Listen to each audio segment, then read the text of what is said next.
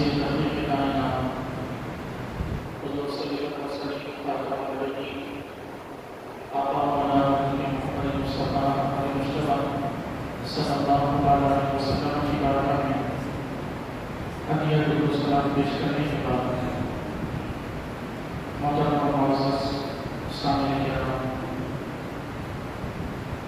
اللہ تبارک و تعالیٰ نے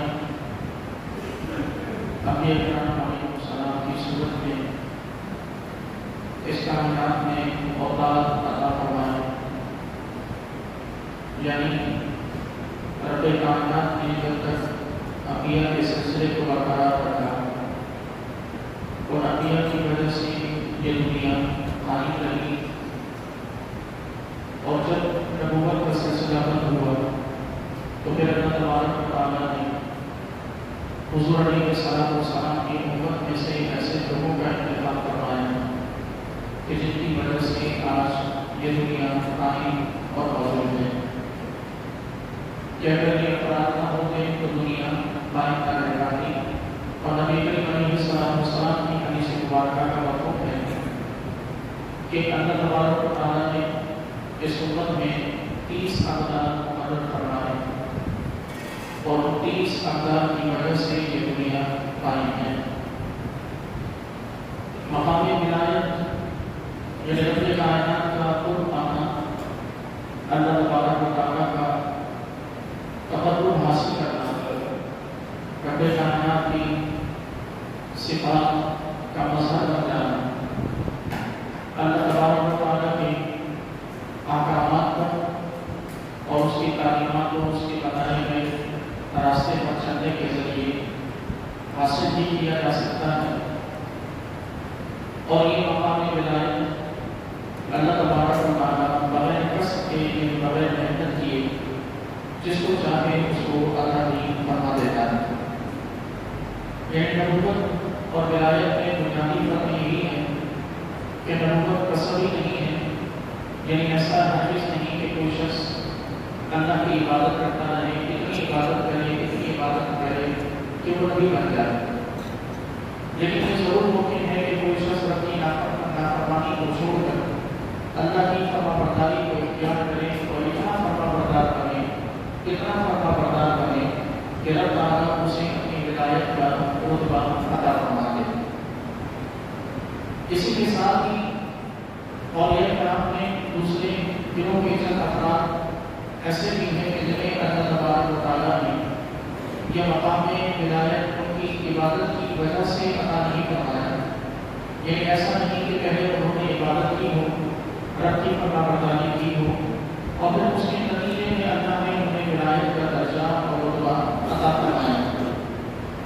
بلکہ اللہ تبارک و تعالیٰ نے ان لوگوں کو پیدائشی طور پر اپنی ولایت کے لیے ان کا انتخاب فرمایا۔ اور ہستیوں میں سے ایک ہستی حضرت سیدنا غوث اعظم حضور شیخ عبدالقادر جیلانی علیہ الرحمہ کی ذات مبارکہ ہے، کہ جن کی نسبت سے ہم یادگاری شریف مناتے ہیں، جن کی نسبت سے ہمارے یہاں ان کی نظر و نیاز کا اہتمام کیا جاتا ہے، ان کے لیے فاتحہ اور اثار ثواب کا انتظام کیا جاتا ہے۔ یہ وہی شیخ عبدالقادر جیلانی علیہ الرحمہ ہیں کہ جن کا قول کی مشہور ہے کہ قدمی حاضری علی قدم کل ولی اللہ، کہ میرا یہ قدم اللہ تبارک و تعالیٰ کے تمام جتنے اولیاء اللہ تبارک و تعالیٰ نے دنیا میں بھیجے ہر ولی کی گردن پر ہے۔ یہ یاد رکھیں کہ حضور غوث اعظم رضی اللہ تعالیٰ کا درجہ چاہے آپ کتنا ہی ان کی مقام اور ان کی فضیلت کو ثابت کریں، ان کے رتبے اور ان کے مقام اور مرتبوں کو بیان کریں، ان سے چاہے جتنی عقیدت اور جتنی چاہت رکھیں، ان سے چاہے جتنی ہی کرامات کا ظہور ہو جائے، لیکن اس تمام کے باوجود یہ حضور غوث اعظم رضی اللہ تعالیٰ کبھی بھی کسی صحابی کے برابر ہرگز نہیں ہو سکتے۔ تمام صحابہ کرام یقیناً کائنات میں انبیاء کے بعد سب سے افضل ہیں، اور دنیا کی تمام ولایتیں ان صحابہ کرام کے قدموں کا صدقہ ہیں،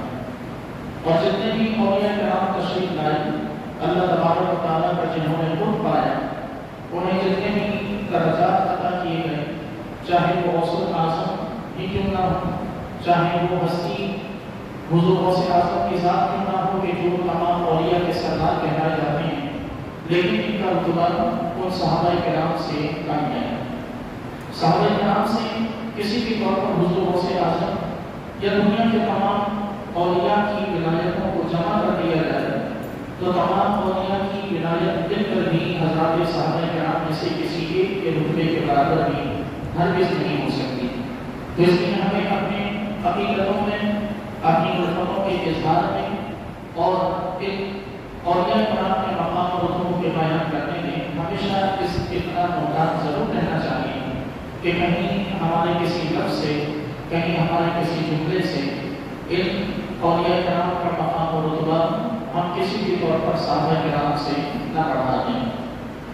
حضور غوث اعظم رضی اللہ عنہ پیدائشی ولی ہیں، یعنی وہ ولی، وہ ہستی اور وہ شخصیت کہ جنہیں اللہ تبارک و تعالیٰ نے پیدائشی طور پر ان کی ولادت سے پہلے ہی انہیں اپنی ولایت کے لیے منتخب فرمایا۔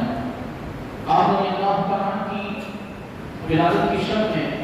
آپ کے والد گرامی حضرت ابو صالح موسیٰ جنگی دوست علیہ الرحمہ، جو خود رب کائنات کی بارگاہ میں بڑا ولایت کا درجہ رکھتے ہیں، خواب میں دیکھتے ہیں کہ حضور اکرم علیہ السلام ان کے گھر میں تشریف لائے۔ آپ کے ساتھ اولیاء کی ایک جماعت تھی۔ حضور کی تشریف آوری سے آپ کا پورا مکان روشن ہو گیا اور حضور علیہ السلام آپ کے والد کو یہ مبارکباد دیتے ہوئے ارشاد فرماتے ہیں کہ ابو صالح تمہیں مبارک ہو کہ تمہارے گھر میں جو بیٹا پیدا ہونے والا ہے یہ ہمارا بیٹا اور ہمارا محبوب ہے۔ یہ وہ خوشخبری تھی کہ جو حضور غوث اعظم رضی اللہ عنہ کی ولادت سے ایک شب پہلے، یعنی ایک رات پہلے آپ کے والد گرامی کو نبی کریم علیہ السلام کی جانب سے عطا کی گئی۔ یکم رمضان مبارک 470 ہجری میں حضور غوث اعظم کی ولادت ہوئی، اور جس وقت آپ رضی اللہ عنہ کی ولادت ہوئی ماہ رمضان کا پہلا روزہ تھا، آپ رضی اللہ عنہ نے سارا دن دودھ تناول نہیں فرمایا۔ شام کو افطار کا وقت ہوا تو حضور غوث اعظم نے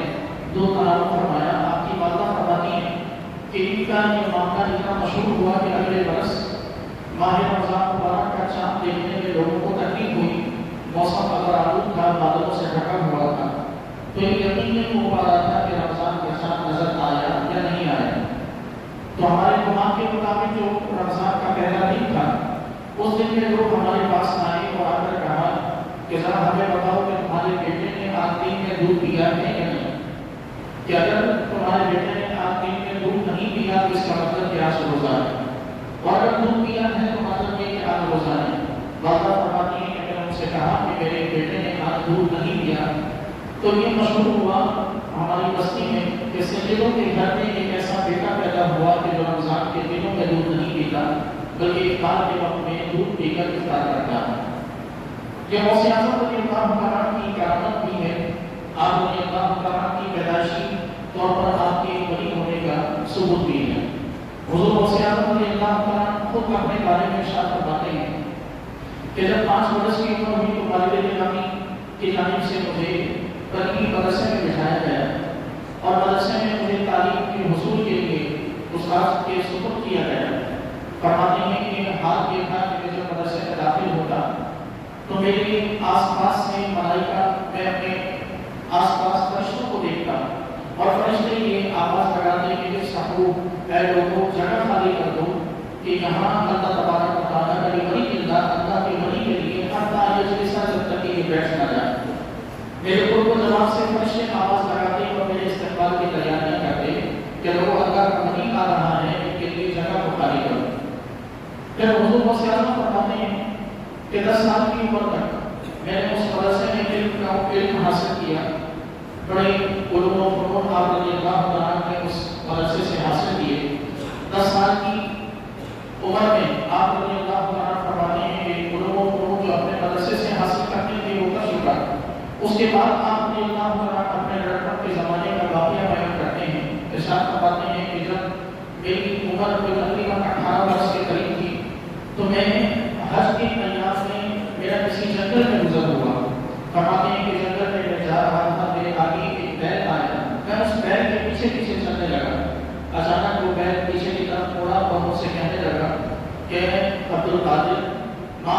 کا لہٰذا اے عبد القادر، اللہ نے تمہیں اس لیے نہیں پیدا کیا کہ تم میرے پیچھے چلو۔ فرماتے ہیں کہ میں نے جب یہ سنا تو میں فوراً اپنی والدہ کے پاس حاضر ہوا، والدہ سے بغداد جانے کی اجازت طلب کی۔ والدہ نے علم کے حصول کے لیے بغداد جانے کی اجازت دی۔ ساتھ میں والد گرامی جن کا وصال ہو چکا تھا، انہوں نے اپنی وراثت میں 80 دینار چھوڑے ہیں۔ فرماتے ہیں کہ ان میں سے 40 دینار والدہ نے میرے دوسرے بھائی کے لیے رکھے، 40 دینار والدہ نے مجھے عطا کیے اور مجھے نصیحتوں کے ساتھ اور 40 دینار کے ساتھ بغداد کے سفر پر روانہ کیا۔ شیخ عبد القادر جیلانی حضور غوث اعظم فرماتے ہیں کہ بغداد میں جب میرا داخلہ ہوا تو میں بغداد کے اس وقت کے مدرسہ نظامیہ میں نے علم حاصل کرنا شروع کیا۔ فرماتے ہیں کہ والدہ نے وہ دیے گئے 40 دینار بہت جلدی ختم ہو گئے۔ اب وہ وقت آیا کہ میرے پاس کھانے پینے کو کچھ نہ تھا۔ فرماتے ہیں کہ کہیں سے کھانے کا انتظام نہ ہو سکا۔ وہ وقت آیا کہ 20 دن تک مجھے کچھ کھانے پینے کو نہ ملا۔ 20 دن گزرنے کے بعد فاقے کی اس حالت کے بعد میں کسرا کا جو محل تھا اس محل کے پیچھے کی طرف گیا، سوچا کہ یہاں سے کچھ کوئی ایسی چیز تلاش کروں کہ جس کا کھانا میرے لیے جائز ہو، اور میں وہاں جا کے کیا دیکھتا ہوں کہ وہاں اللہ تبارک و تعالیٰ کی کچھ اولیاء پہلے سے موجود ہیں کہ جو اپنے پیٹ کے لیے، جو اپنے رزق کے لیے کوئی جائز چیزیں تلاش کر رہے ہیں۔ فرماتے ہیں کہ میں یہ سوچ کر واپس پلٹ آیا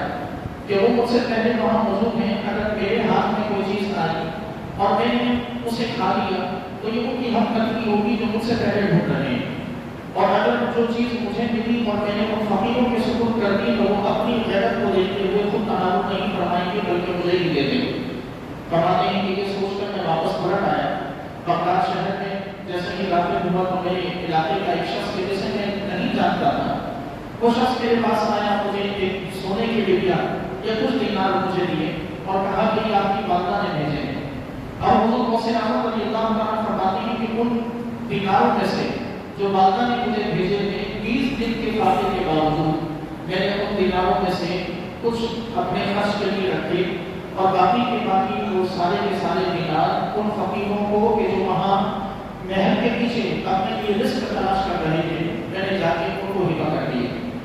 غوث اعظم فرماتے ہیں کہ یہ وہ ایام تھے کہ جن کی وجہ سے اللہ تبارک و تعالیٰ نے جن پر صبر کرنے کے بدلے رب کائنات نے مجھے یہ مقام اور یہ رتبے عنایت فرمائے۔ اور یہ ہمارے لیے بھی سمجھنا ضروری ہے کہ ہم غوث اعظم کی کرامات سنتے ہیں، غوث اعظم کی کمالات سنتے ہیں، لیکن ان سب کے پیچھے حضور غوث اعظم کی جو جد و جہد ہے، جو محنت ہے، جو مسائل و آلام کے سبب ہے، جو مشکلات اور تکلیفوں کے سبب ہے، ان چیزوں کی طرف ہماری نظر کبھی نہیں جاتی۔ غوث اعظم فرماتے ہیں کہ میں نے علم کو حاصل کیا، علم کے حصول کے بعد میں بغداد کے جنگلات میں نکل گیا، یہ سوچ کر کہ جو کچھ علم حاصل کیا، علم ظاہر کو حاصل کر چکا، اب ان چیزوں کو اپنے اوپر میں لاگو کروں، ان پر عمل کروں اور ان چیزوں پر کتنا عمل کروں کہ یہ ساری چیزیں میرے کردار میں راسخ ہو جائیں۔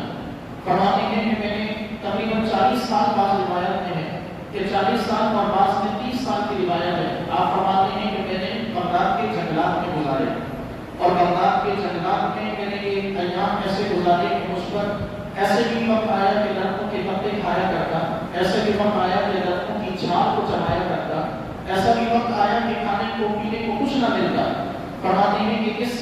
یہ تمام ایام، یہ تمام سال جو وہاں جنگلات میں گزارے، لوگوں سے کنارہ کشی کر کے جو ایام میں نے گزارے،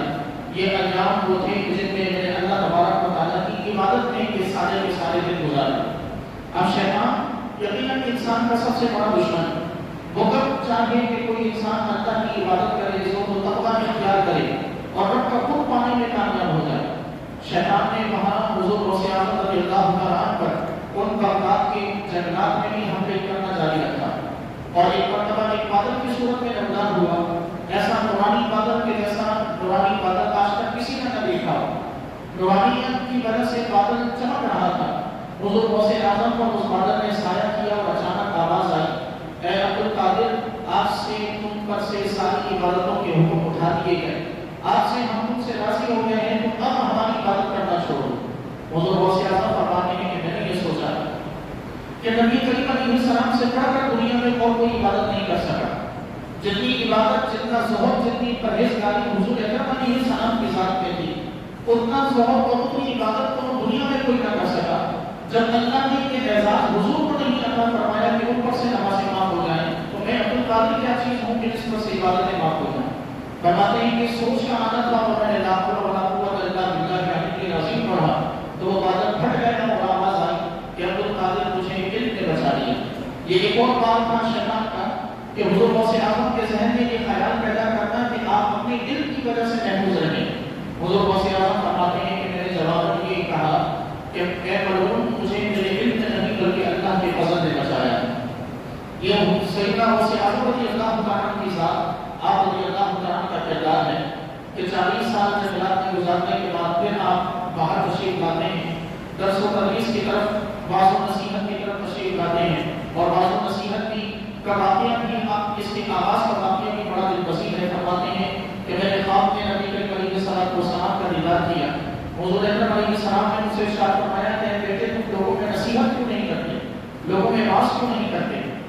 فرماتے ہیں کہ میں نے عرض کی یا رسول اللہ صلی اللہ علیہ وسلم، بغداد عربی لوگوں کا شہر ہے، میں اجمی ہوں، ایران سے تعلق رکھتا ہوں، عربی میری زبان نہیں، میں کیسے ایک اجمی ہو کر یعنی غیر عربی ہو کر ان عربیوں کے سامنے بات کروں؟ حضور نے اپنا لعاب دہن 7 مرتبہ حضرت غوث اعظم فرماتے ہیں کہ میرے منہ میں ڈالا، 7 مرتبہ لعاب دہن منہ میں ڈالا۔ اگلے دن میں باس کے لیے بیٹھا، فرماتے ہیں کہ جب میں باس کے لیے بیٹھا تو جسم پر کبھی تاری ہو گئی۔ اتنے میں کیا دیکھتا ہوں کہ سامنے حضرت علی رضی اللہ عنہ کھڑے ہیں، اور حضرت علی رضی اللہ عنہ نے ارشاد فرمایا کہ بیٹے تم بولتے کیوں نہیں، باس کیوں نہیں کرتے؟ حضور غوث اعظم فرماتے ہیں میں نے عرض کی کہ مجھ پر وحشت اور دہشت تاری ہے۔ فرماتے ہیں کہ حضرت علی رضی اللہ عنہ نے 6 مرتبہ اپنا لعاب دہن میرے منہ میں ڈالا۔ میں نے حضرت علی سے پوچھا کہ آپ نے 7 مرتبہ کیوں نہیں ڈالا؟ تو حضرت علی رضی اللہ عنہ فرمانے لگے کہ حضور کے ادب کی وجہ سے کہ حضور نے 7 مرتبہ ڈالا تھا تو میں حضور کی برابری نہیں کر سکتا، اس لیے میں نے 6 مرتبہ ڈالا۔ یہ تمام، اگر ہم ان تمام واقعات کو، ان تمام احوال کو بغور دیکھیں تو حضور غوث اعظم کی زندگی میں نبی کریم علیہ السلام کا ادب بھی ہمیں نظر آتا ہے۔ آپ رضی اللہ عنہ کی زندگی میں نبی کریم علیہ السلام کی تعلیمات کی فرمانبرداری بھی ہمیں نظر آتی ہے، اور حضور غوث اعظم رضی اللہ عنہ کا زہد و تقویٰ ہمیں نظر آتا ہے۔ علم دین سے محبت اور علم دین کے حصول کے لیے آپ کا مسائل و آلام پر صبر کرنا، تکلیفیں اٹھانا، مشقتیں برداشت کرنا، یہ سب ہمیں دکھتا ہے۔ اور غوث اعظم کی سیرت ہمیں پیغام دیتی ہے کہ علم دین سے محبت ہمارے لیے کس قدر ضروری ہے۔ ورنہ کیا ضرورت تھی کہ حضور غوث اعظم کہ جنہیں اللہ رب العزت نے پیدائشی طور پر ولایت کے لیے انتخاب فرمایا ہو، جن کا انتخاب ان کے پیدا ہونے سے پہلے ہی ولایت کے درجے کے لیے ہو چکا ہو، ان کی پیدائش سے پہلے ہی جن کے بارے میں حضور فرما چکے ہوں کہ یہ ہمارا محبوب ہے، انہیں کیا ضرورت ہے کہ وہ اپنے شہر کو چھوڑ کر بغداد میں علم کے حصول کے لیے تشریف لائیں؟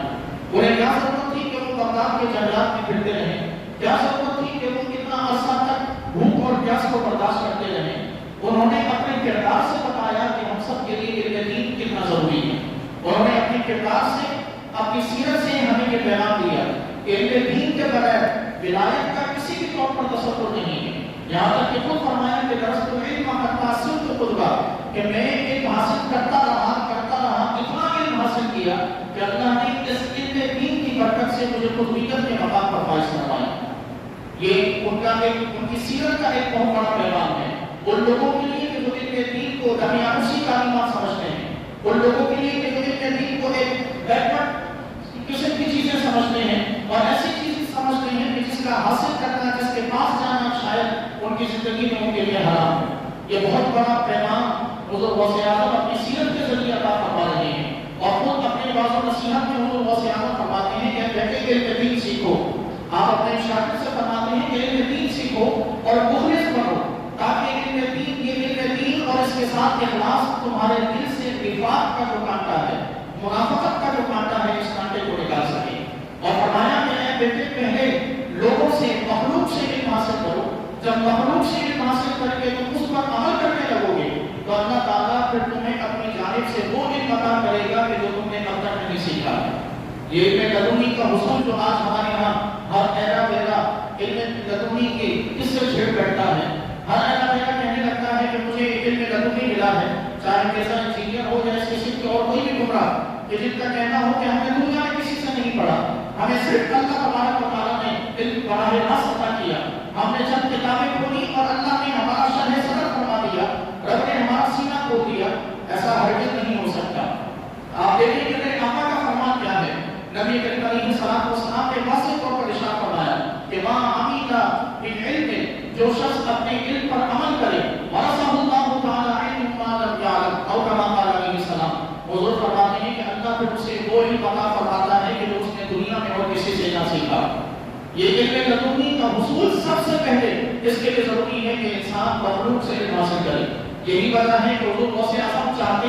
تو اپنے گھر میں بیٹھے رہتے، رب کائنات براہ راست علوم کے انوار و تجلیات ان کے سینے پر نازل کر دیتا، رب کائنات براہ راست اللہ تبارک و تعالیٰ انہیں علم کی دولت سے مالا مال فرما دیتا، لیکن وہ اپنے اخلاق کے ذریعے، اپنے کردار اور اپنی سیرت کے ذریعے پیغام دے رہے ہیں کہ سب سے پہلے ضروری ہے کہ کسی استاد کے سامنے بیٹھا جائے، سب سے پہلے ضروری ہے کہ مخلوق سے علم حاصل کیا جائے، اور مخلوق سے علم کے حصول کے بعد جب اس علم پر عمل کیا جاتا ہے تو رب کائنات علم پر عمل کی برکت سے اپنی جانب سے علوم کے دروازوں کو کھول دیتا ہے۔ علم لدنی اللہ تبارک و تعالیٰ نے یقیناً لوگوں کو عطا فرمایا۔ اعلیٰ حضرت کی سیرت کو لینے اعلیٰ حضرت امام اشاعرہ رضی اللہ عنہ فاضل بریلوی علیہ الرحمہ کو اللہ نے بے پناہ علوم کے مہارت عطا فرمائی، لیکن اعلیٰ حضرت کی ابتدائی زندگی میں بھی یہ ملتا ہے کہ آپ علیہ الرحمہ نے پہلے اپنے چند علوم آپ نے اپنے اساتذہ سے حاصل کیے، اور اس کے بعد اللہ تبارک و تعالیٰ نے آپ کے سینے کو مزید علوم کے لیے کھول دیا۔ محض نبی کریم علیہ السلام کی خصوصیت ہے کہ اللہ تبارک و تعالیٰ نے براہ راست اپنے نبی کو بغیر کسی استاد کے، رب کائنات نے اپنے نبی کو علوم تمام کے تمام کائنات کے علوم عطا فرمائے ہیں۔ حضور سیدنا غوث اعظم جیلانی علیہ الرحمہ یقینی طور پر ہمارے لیے آج کہ جب ہم ان کی یادی منانے کی تیاریوں میں ہیں، جب ہم ان کا عرس اور ان کا دن منانے کی تیاریوں میں ہیں، تو پھر ہمارے لیے لازم ہے کہ حضور غوث اعظم کی سیرت کے پیغام کو سمجھیں، حضور غوث اعظم کے کردار کے پیغام کو سمجھیں، علوم دینیہ سے محبت کریں، اور یاد رکھیں کہ حضور غوث اعظم واضح طور پر یہ فرما رہے ہیں کہ سب سے پہلے علم حاصل کرو، اور اس کے بعد پھر اس علم پر عمل کرنے کے لیے کوشش نشینی اختیار کرو، پھر اس علم کے بعد، اس علم کے حصول کے بعد اس پر عمل کر کے اپنی عبادات کو جاری رکھو۔ اور بڑا واضح طور پر آپ نے ارشاد فرمایا کہ کسی بھی کوشش نشینی کی جگہ پر عبادت گاہ میں کبھی بھی جہالت کے ساتھ نہ جانا۔ یہ واضح پیغام ہے ان کے لیے کہ جو آج نماز، روزہ، زکات، حج کو ہی صرف دین سمجھ بیٹھے ہیں، اور یہ کہتے ہیں کہ ہمیں نماز پڑھنی آتی ہے، روزہ رکھنا آتا ہے، زکات اور حج کے معاملات ہم بس یہ کرتے ہیں، علم دین سے ان کے بارے میں مسائل کو سیکھنا، ان کے بارے میں کچھ پوچھنا، ان کے بارے میں علم حاصل کرنا ہم پر ضروری نہیں۔ حضور غوث اعظم فرماتے ہیں کہ سب سے پہلے ان تمام معاملات کے بارے میں علم حاصل کرو اور اس کے بعد عبادت کرو۔ آپ نے نہایت سختی کے ساتھ منع فرمایا ایسی عبادت سے کہ جو علم کے بغیر کی جائے، نہایت سختی کے ساتھ منع فرمایا، اور حوالہ دیتے ہوئے میرے آقا کریم علیہ السلام کا فرمان آپ نے نقل فرمایا، ارشاد فرمایا کہ اسی وجہ سے سید عالم صلی اللہ علیہ وسلم یہ فرما رہے ہیں کہ تفقہ ثم اعتزل، او کما قال علیہ السلام، کہ سب سے پہلے علم حاصل کرو، فقاہت حاصل کرو، دین میں سمجھ بوجھ حاصل کرو، اور اس کے بعد پھر عبادتیں کرو۔ آج ہمارے ہاں نہ جانے علم دین کی دوری کی وجہ سے، علم دین حاصل نہ کرنے کی وجہ سے، نہ جانے ہمارے کتنے نوجوان ہیں کہ جو اپنی عبادتوں کو ضائع کر جاتے ہیں، نہ جانے کتنے بزرگ ہوں گے کہ جو اپنی پوری زندگی عبادت ایسے طریقے پر کرتے آئے کہ ان کی ساری کی ساری عبادتیں ضائع اور رائگاں جاتی ہیں۔ اسی وجہ سے ہر شخص کو کم از کم اپنے معاملات، اپنی فیلڈ سے وابستہ تمام تر چیزوں کے معاملے میں شرعی علوم کا حاصل کرنا یہ شرعی طور پر فرض قرار دیا گیا ہے۔ ہم کاروباری فیلڈ سے تعلق رکھتے ہوں، ہم تعلیمی دنیا سے تعلق رکھتے ہوں، ہم صحافتی دنیا سے تعلق رکھتے ہوں، ہم سیاسی دنیا سے تعلق رکھتے ہوں، ہم جس فیلڈ سے تعلق رکھتے ہیں، اللہ نے حبیب نے اس فیلڈ سے وابستہ شرعی احکام کو سیکھنا ہم پر لازم قرار دے دیا ہے، اور ہم اگر ان چیزوں سے منہ موڑ کر محض اپنے آپ کو اپنے کل سمجھتے ہوئے، اپنے پاس جو کچھ ہے محض اسی کو سب کچھ سمجھتے ہوئے اگر ان چیزوں میں ہی داخل رہے اور مبتلا رہے تو بہت زیادہ امکان ہے اس بات کے کہ تمام تر چیزیں ہمیں حلال کے رستے سے دور کر کے حرام کے راہ پر گامزن کر دیں گی۔ اس لیے غوث اعظم کے پیغام کو سمجھیے، نبی کریم علیہ السلام کی سیرت کے پیغام کو سمجھیے، علوم دینیہ سے محبت کیجیے، علوم دینیہ کے حصول کی کوشش کیجیے۔ آج والدین اپنی اولاد کو دنیا کا ہر علم دینا چاہتے ہیں سوائے علم دین کے، اور یہ علم دین ہی حالانکہ وہ واحد چیز ہے کہ جو دنیا میں بھی اور آخرت میں بھی انسان کی فلاح کا باعث ہے، دنیا و آخرت میں انسان کی کامیابی کا سبب ہے۔ آپ کسی بھی طور پر اس بات سے آپ ڈینائی نہیں کر سکتے کہ کوئی شخص یہ کہے کہ اللہ تبارک و تعالیٰ کی نماز کی طرف بلائے جانے والی جو صدا لگائی جاتی ہے، جسے ہم اذان کہتے ہیں، اس اذان میں حقیقت فلاح کا جو لفظ ہے کہ لوگوں آؤ کامیابی کی طرف، لوگوں آؤ اللہ تبارک و تعالیٰ کی طرف، اپنے رب کی جانب سے کامیابی کی طرف۔ کوئی شخص اس بات کا انکار نہیں کر سکتا کہ یہ رب کا پیغام مصیبت سمجھ میں آئے گا کہ جب علوم دینیہ پر مہارت ہوگی، جب کسی نہ کسی طور پر اللہ تبارک و تعالیٰ کے پیغام کو سمجھنے میں مہارت ہوگی تو یہ اللہ تبارک و تعالیٰ کے پیغام بھی ہمیں سمجھ میں آئیں گے۔ اور ان تمام علوم دینیہ کی دوری کی وجہ سے بھی آج ہمارا معاشرہ نہایت بدترین حالات کا شکار ہے۔ اگر ان تمام چیزوں سے بچنا چاہتے ہیں، اگر نوجوان آج کا مایوسی سے نکلنا چاہتا ہے، اگر آج کا نوجوان اپنے حالات کو سنوارنا اور سدھارنا چاہتا ہے، تو سب کے لیے سیدنا غوث اعظم کی سیرت کا واحد پیغام ہے کہ علم دین کو حاصل کیجیے، علم دین پڑھیے، علم دین سے محبت کیجیے، اپنے علماء سے محبت کیجیے، اپنے ان لوگوں سے جو آپ کو علم دین سکھاتے ہیں ان لوگوں سے محبت کیجیے کہ کم از کم اگر علم دین میں مہارت حاصل نہ بھی کر پائے تو علماء سے محبت کا یہ جو اصول اور علماء سے یہ جو محبت ہے یہی کل بروز قیامت بھی اور یہاں کی آج کی اس دنیا میں بھی ہماری کامیابی کا ضامن رہے گی۔ خالق کائنات سے دعا ہے کہ پروردگار ہم سب کو علوم دینیہ سے محبت کرنے اور علم